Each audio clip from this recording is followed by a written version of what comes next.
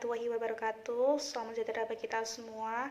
Jadi di sini saya akan sedikit memaparkan hasil tugas besar kelompok kami tentang kampanye anti korupsi di mata kuliah Pendidikan Kewarganegaraan.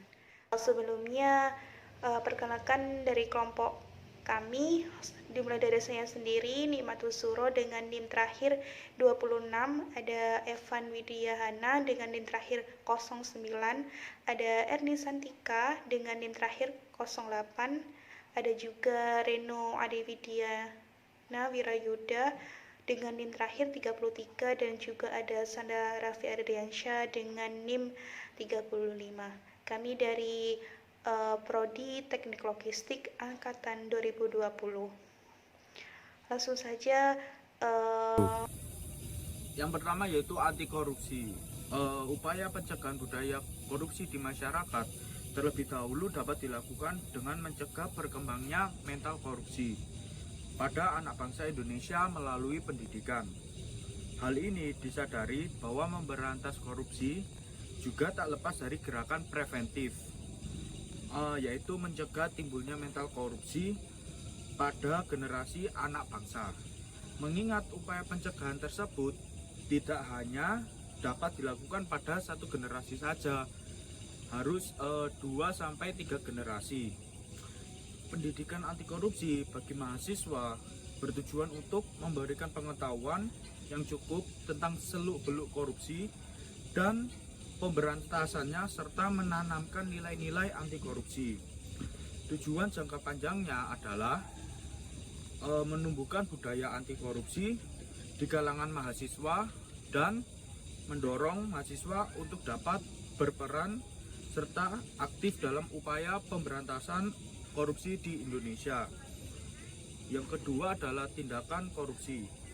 Tingkah laku atau tindakan seseorang yang melanggar norma yang berlaku atau menyalahgunakan kekuasaan atau kesempatan.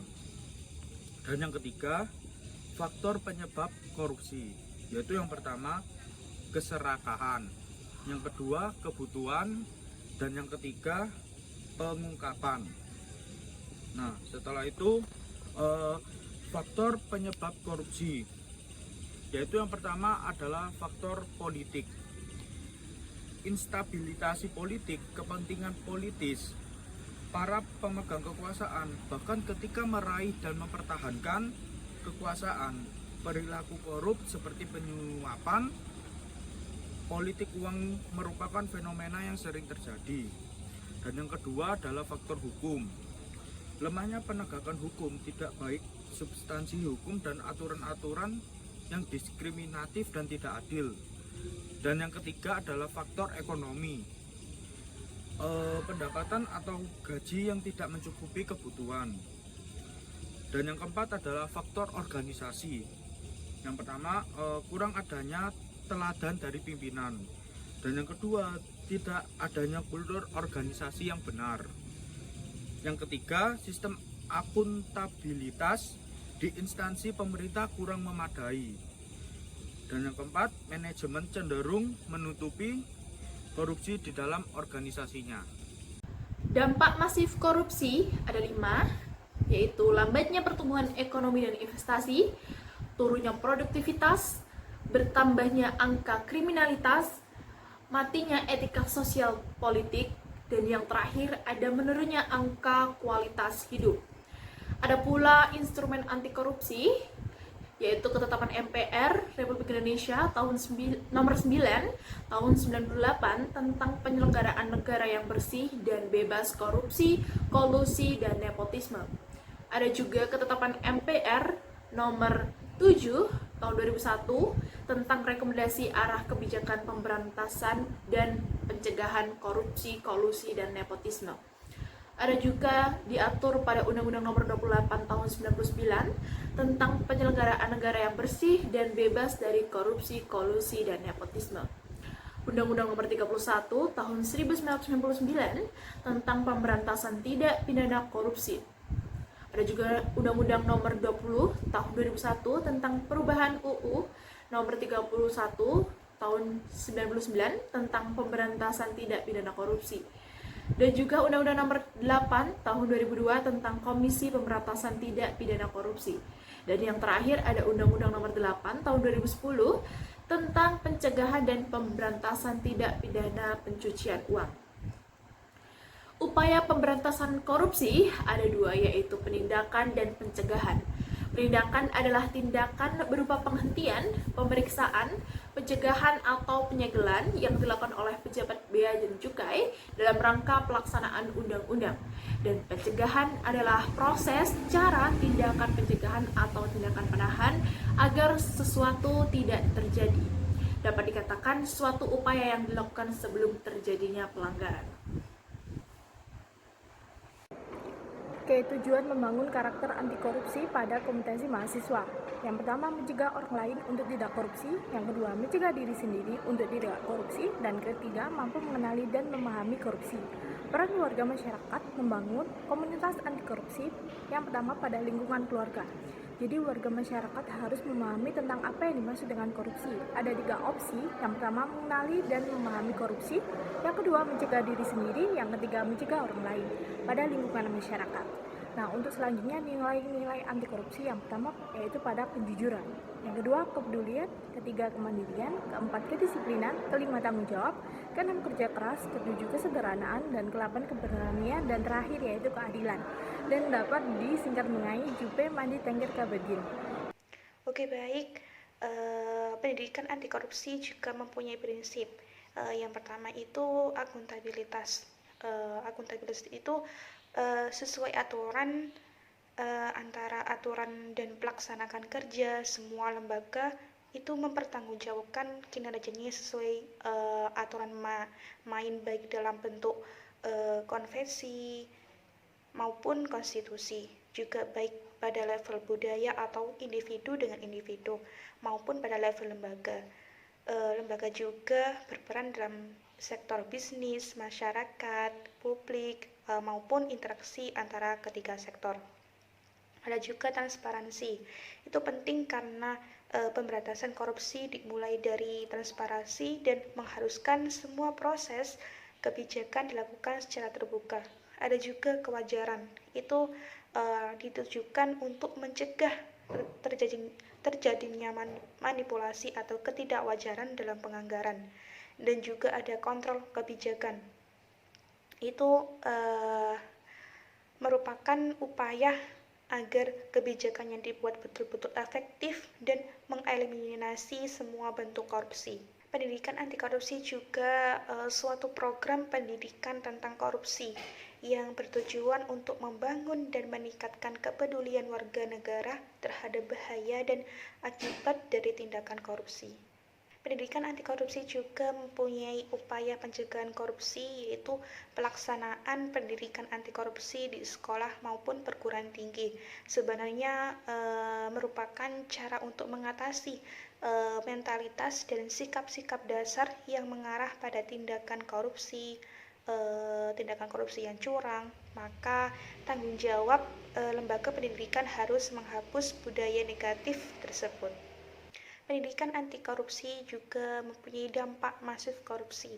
Dalam dampak ekonomi itu lesunya pertumbuhan ekonomi dan investasi mempersulit pembangunan ekonomi dengan membuat distorsi dan ketidakefisienan yang tinggi, dan juga penurunan produktivitas seiring dengan terhambatnya sektor industri dan produksi untuk bisa berkembang lebih baik atau melakukan pengembangan kapasitas, juga rendahnya kualitas barang dan jasa bagi publik.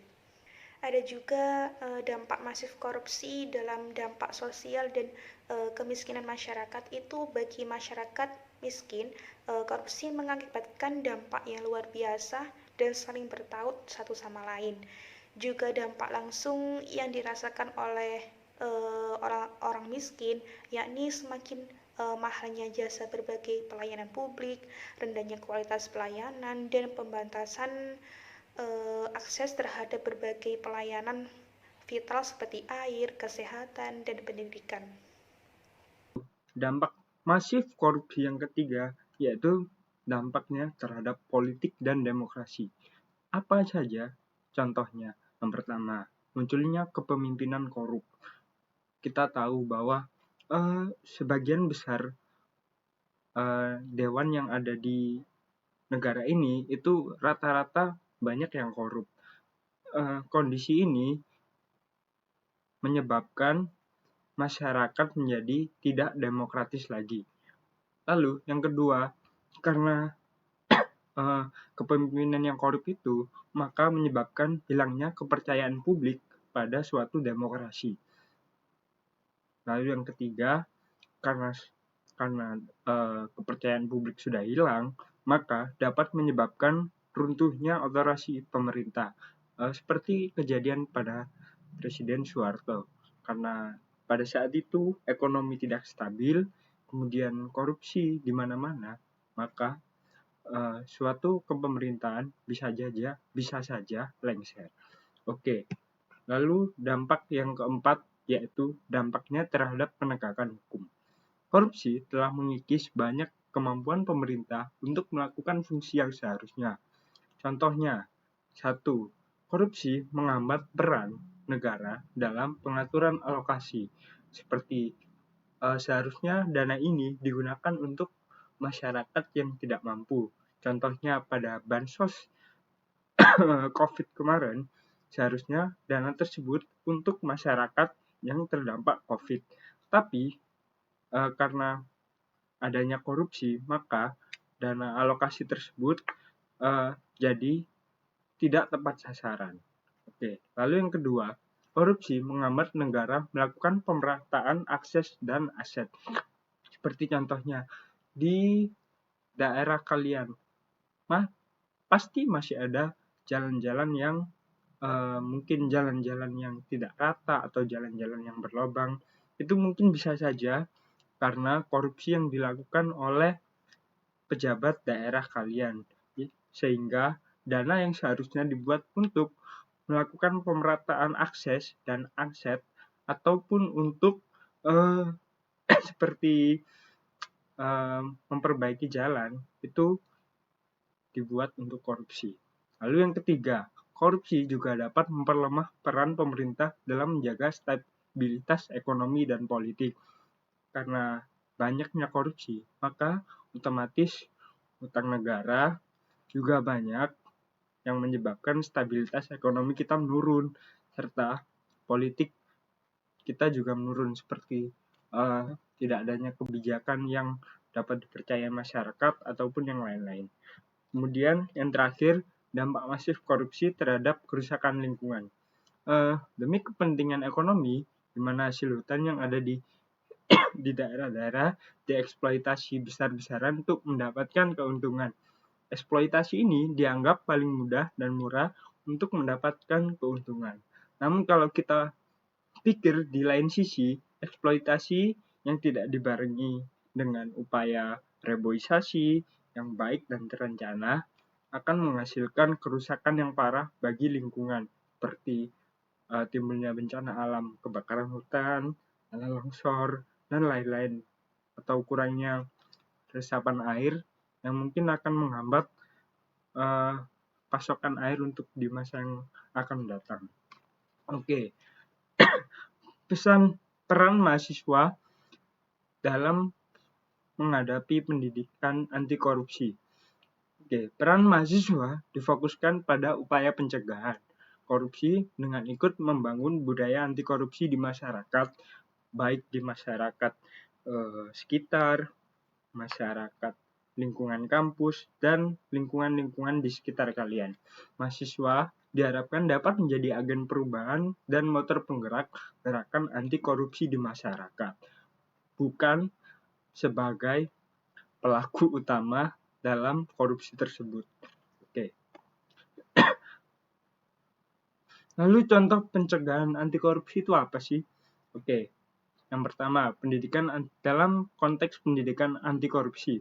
Yang pertama yaitu mewajibkan pemimpin mahasiswa atau seluruh mahasiswa untuk mengikuti pendidikan anti korupsi. Yang kedua, mendorong adanya pendidikan anti korupsi di kampus. Yang ketiga, mengadakan seminar atau webinar tentang anti korupsi. Dan yang keempat yaitu adanya materi yang berkaitan tentang anti korupsi, baik di mata kuliah ataupun kegiatan kaderisasi mahasiswa. Oke, lalu yang kedua dalam konteks kampanye ujian bersih. Yang pertama yaitu membuat media propaganda, baik dalam bentuk baliho, spanduk, ataupun poster. Lalu yang kedua, membuat media online untuk mengampanyekan ujian bersih. Dan yang ketiga, yaitu menanamkan nilai kejujuran atau ujian bersih di kaderisasi mahasiswa. Sekian penyampaian dari kelompok kami. Mohon maaf bila ada penyampaian yang kurang berkenan. Terima kasih. Wassalamualaikum warahmatullahi wabarakatuh.